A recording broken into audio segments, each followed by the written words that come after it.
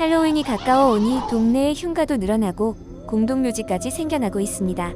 박세리 선수 아버지는 박세리 선수의 멘탈을 강화하고자 공동묘지에 박세리 선수를 데리고 가 한밤에 스윙 연습을 시켰다고 합니다. 이번 주 내용은 평점심을 잃지 않는 법입니다.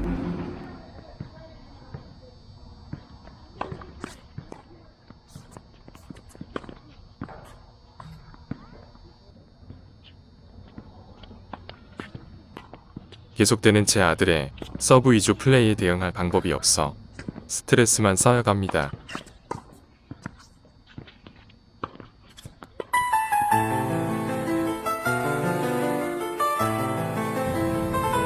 이 동호인분은 나름 힘을 내보지만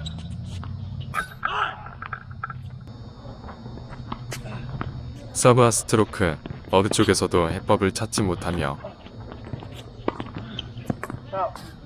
결국 경기 내내 계속 쌓이던 감정이 폭발하고 맙니다.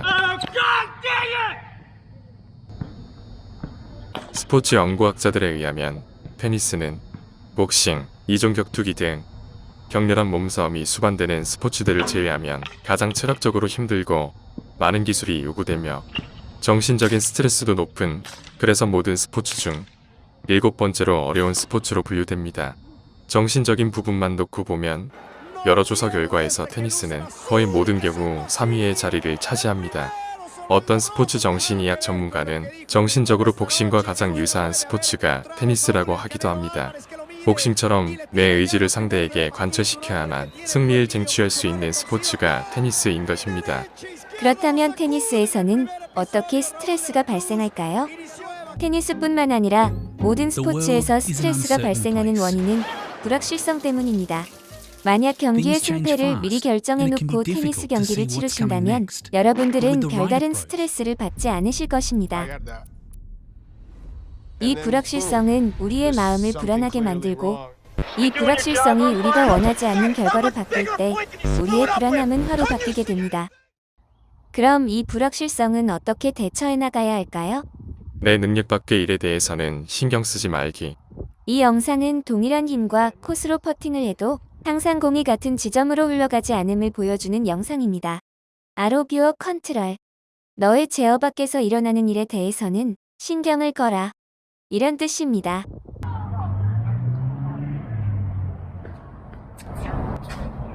서브 에이스가 들어오던지 말던지 별 반응도 보이지 않는 이 여자분은 대학 선출이십니다. 이렇게 코너를 찌르는 서브가 들어오면 리턴할 방법이 없으니 그냥 무시하고 빨리 잊어버리는 것입니다. 화를 낸다고, 스트레스 받는다고 이런 서브가 받아지나요? 어차피 못 받는 서브, 내 머릿속에서 빨리 지워버리는 게 최선입니다. 그래. 너가 할 줄 아는 게 이거밖에 더 있겠어? 와 같은 생각으로 내 마음을 고요하게 유지하세요. 게임 중 어느 한 부분이 불리하다고 그 하나 때문에 나머지 게임 전체에 악영향을 끼치게 해서는 안 됩니다. 집중해라. 그런데 어떻게? 제 아들은 여자 선수들과 경기할 때 어떻게 경기를 해야 하는지를 매우 잘 알고 있습니다. 제 아들은 매우 늦은 나이에 테니스 선수로 훈련을 시작했기 때문에 같은 또래 남자 선수들과는 실력 차이가 너무 커서 같이 연습을 할 수 없었고 주로 여자 선수들과 테니스를 쳐야 했습니다. 그래서 많은 여자 선수들과 수많은 연습 경기를 치르며 체험적으로 얻은 노하우를 갖게 된 것입니다. 여자 선수들과 경기를 할 때 제 아들은 강한 서브보다 정교한 코너워크가 구사되는 서브 넣기, 타이밍을 빼앗는 네트 플레이, 그리고 트랍샷을 자주 구사해 높은 승률을 올립니다. 여성은 남성에 비해 평균적으로 20% 이상 반응 속도가 느린데 제 아들이 구사하는 이 세 가지 샷들은 모두 여성의 느린 반응 속도를 약점 잡아 공격하는 방법입니다. 그래서 제 아들은 여자 선수와 경기를 할 때는 이 세 가지의 샷에 집중을 합니다. 어느 정도 테니스 구력이 늘게 되면 동호인 분들도 각자 선호하는 샷이나 애용하는 공격 루틴 같은 것들이 생기게 됩니다. 사람은 기계가 아니기 때문에 경기 내내 모든 샷에 집중하기 힘듭니다. 그래서 선택적으로 어느 특정 샷들에 집중하는 것이 효율적이며, 경기 중 집중력이란 결국 내가 잘 구사할 수 있는 행동, 샷들에 초점을 맞추는 것입니다. 그리고 이런 샷이나 루틴에 집중하게 되면 스트레스를 받거나 감정의 기복이 생기지 않습니다. 기한을 맞추기 위해 열심히 일하고 있을 때 그 일에 어떤 감정이 이입되지 않는 것과 같습니다. 제 아들의 경우는 좋은 서브를 넣고 약한 리턴이 들어왔을 때 이 샷을 실수하지 않고 처리하는 과정에 집중합니다. 아니면 포핸드 쪽으로 짧은 공이 들어왔을 때 이 공을 크로스 코트로 실수하지 않고 부리는 동작 과정에 집중을 합니다. 동호인 분들도 이렇게 어떤 자신 있는 샷 하나를 아니면 동작을 세분화해서 그 과정에 초점을 맞추시면 집중력 높은 게임 플레이를 진행하실 수 있게 되실 것이고 당연히 승률도 높아지실 것입니다.